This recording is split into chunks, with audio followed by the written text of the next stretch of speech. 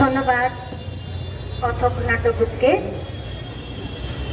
এখন আমাদের সামনে উপস্থিত আছেন শ্রী রঞ্জন প্রসাদ, তাকে আমাদের সামনে কিছু কথা বলার জন্য আহ্বান করছি। আমরা আরো কিছু অনুষ্ঠান নিয়ে এরপরে এখানে মঞ্চস্থ হবে কিছু অনুষ্ঠান। আপনারা সকলেই এই প্রতিবাদে একসাথে আমাদের পাশে থাকুন।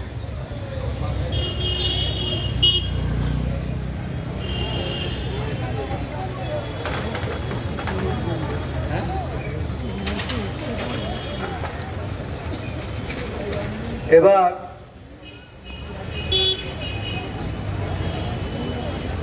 যে মানুষটির পরিচয় দেওয়ার প্রয়োজন নেই, কিন্তু আমরা আমাদের দায়বদ্ধতার জায়গা থেকে যাকে ইতিমধ্যেই তার সঙ্গে